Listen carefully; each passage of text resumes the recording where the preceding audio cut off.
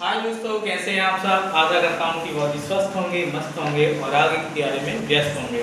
दोस्तों, आज हम एक नया टॉपिक लेकर के आए हैं आपके लिए जो बहुत ही शानदार है। वो है केस ऑफ नाउन। कौन सा है? Case of noun. Case of noun को हम समझते हैं बोर्ड के द्वारा और बहुत ही अच्छे तरीके के द्वारा। सबसे पहले पढ़ा था हमने नाउन्स। क्या पढ़ी है? नाउन्स। नाउन्स में हमने इसके पढ़े हैं टाइप्स। क्या पढ़े हैं? टाइप्स पढ़े हैं। और आज जो हमारी बारी है वो है केस ऑफ नाउन की है। Case of noun. Case of noun का मतलब होता है संज्ञा के कारक। हम क्या पढ़ रहे हैं? संज्ञा के संज्ञा के कारक। संज्ञा के कारक हम सबसे पहले देख लें। केस किसे कहते हैं, कारक किसे कहते हैं। अब ये देखो, यहाँ समझने वाली बात ये है कि कारक क्या है। तो कारक को हम किसे कहते हैं कि जो शब्द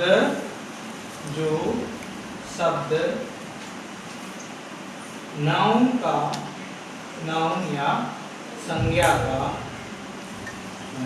का वाक्य में संबंध या स्थिति बताता हो। क्या बताता? संबंध या स्थिति बताता हो, उसे हम क्या कहते हैं? कारक कहते हैं। क्या कहते हैं? कारक कहते हैं। तो कारक की परिभाषा क्या हो जाएगी कि संज्ञा का वाक्य में जो संबंध बताए हम उसे कारक कहेंगे। अब ये कारक जो होते हैं, हम कारक के टाइप्स को देखें तो कारक के हम मुख्य 3 टाइप पढ़ते हैं। कितने टाइप पढ़ते हैं? 3 टाइप्स। कितने पढ़ते हैं? 3 टाइप्स। हम यहाँ पे देख लेते हैं कारक के टाइप्स ऑफ टाइप्स, जिसमें हमारा फर्स्ट है नॉमिनेटिव या जिसको हम बोलते हैं सब्जेक्टिव। क्या बोलते हैं? सब्जेक्टिव। हम बारी बारी से समझते चले जा रहे हैं। नॉमिनेटिव केस को हम बोलते हैं कर्ता कारक। क्या बोलते हैं? कर्ता कारक। ये कर्ता कारक क्या होता है? कर्ता कारक का काम होता है कि ये वाक्य में संज्ञा का, देखो, जब वाक्य में संज्ञा का यूज काय के रूप में हो?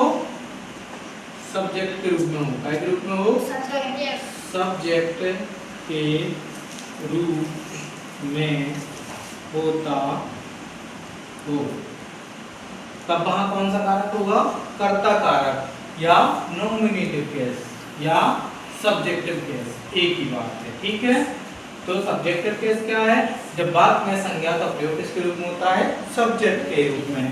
एग्जाम्पल जैसे हम देखें तो राम सिंग्स अ सॉन्ग। कौन गाना गाता है? राम। प्रश्न से हम इसकी पहचान करेंगे। कौन? ठीक। कौन गाना गाता है? राम गाना गाता है। तो राम यहाँ पर सब्जेक्ट है। अब सब्जेक्ट कौन होता है?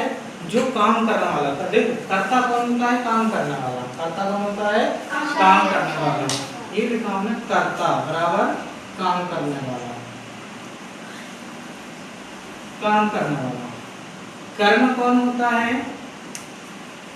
जो किया जाए। मतलब कि कर्ता द्वारा किया गया कार्य क्या हो जाएगा? कर्म। और क्रिया क्या होती है? जो हम करते हैं क्या हो जाएगी? क्रिया।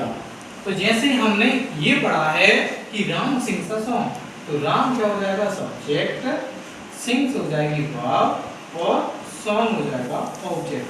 हम सब्जेक्ट की बात कर रहे हैं, सब्जेक्टिव केस की। तो जब नाउन का प्रयोग हमने काय के रूप में देखा? सब्जेक्ट के रूप में देखा।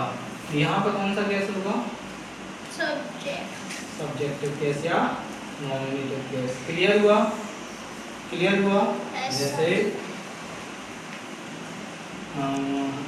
जैसे हमने किसी का भी नाम लिया, यहाँ पे बैठी पिंकी।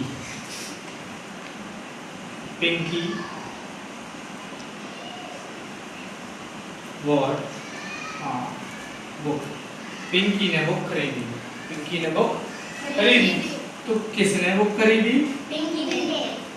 कौन और किसने, इसकी क्या हो जाएगी पहचान। तो पिंकी यहाँ पर क्या है? सब्जेक्ट है। क्या है? सब्जेक्ट है। ये क्या है? वर्ब है। ये क्या है? ऑब्जेक्ट है। जब हमने संज्ञा का प्रयोग काय के रूप में किया, कर्ता के रूप में किया, विषय के रूप में किया, तो यह हमारा सब्जेक्ट केस आ गया। क्लियर हुआ? ये हमारे एक और एक दो एग्जाम्पल हो गए।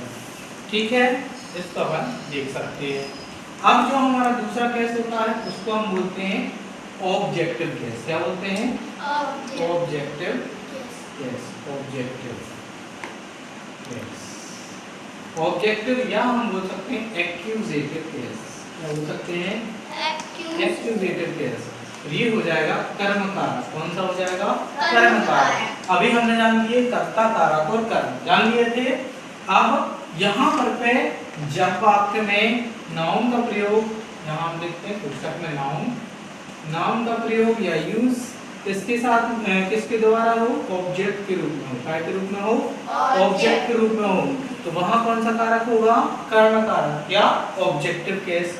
जैसे एग्जाम्पल जाते लिखे रहेंगे। ठीक है, Ram sings a song. Ram गाता है। क्या गाता है? सॉन्ग गाता है। तो सॉन्ग यहाँ पर तो क्या हो जाएगा? ऑब्जेक्ट। क्या हो जाएगा? ऑब्जेक्ट हो जाएगा। तो इसकी पहचान क्या हो जाएगी? क्या। क्या हो जाएगी? क्या।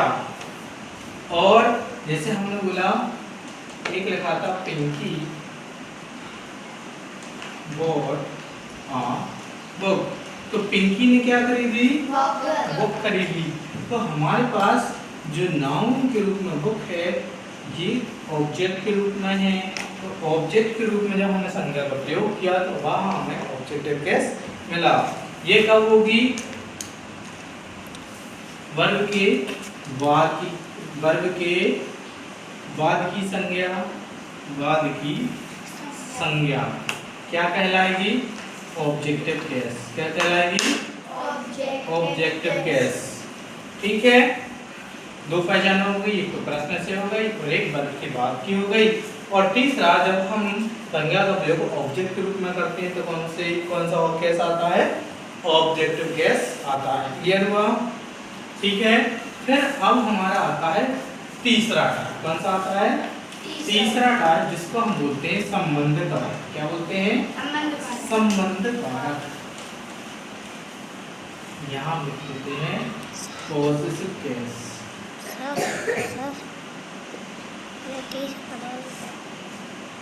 पॉजिटिव केस या हम इसको हिंदी में बोल सकते हैं संबंध कारक। बोलते हैं संबंध कारक। ये क्या करता है?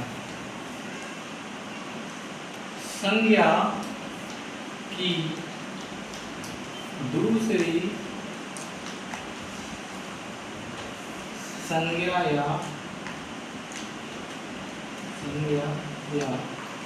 सर्वनाम से संबंध बताता हो। क्या बताता हो? संबंध बताता हो। इसकी जो हमें विभक्ति पहचान क्या होगी? Apostrophe S.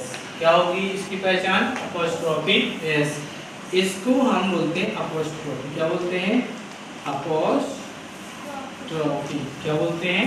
अपोस्ट्रोफी। इसका मतलब अपोस्ट्रोफी एस जो हमारा लगा होता है, इसका मतलब होता है अपोस्ट्रोफी एस बराबर की और की। ये इसकी पहचान है। जैसे हमारे यहाँ पे लिखा है, जैसे हमने लिख दिया वंशिका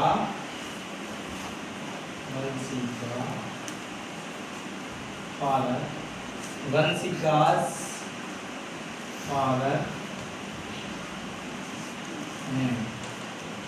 देखो इसकी हिंदी क्या हो जाएगी? वंशिका के, यहाँ पर तो क्या आ जाएगा? के। पिता का नाम, पिता का नाम। तो वंशिका का संबंध दूसरी संज्ञा से क्या है? पिता से संबंध है।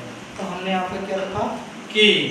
और दूसरी अगर कि हम एग्जांपल देख लें, जैसे हम किसी को भी देख लें, यहाँ पे सानिया है, तो सानियास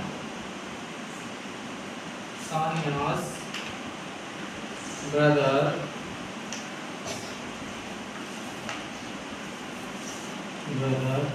ने, या ब्रदर्स भी कर सकते, ब्रदर्स ने कुछ भी, तो सानिया के भाई, अब देखो यहाँ पर भी अपोस्ट्रोफी है, तो का ना।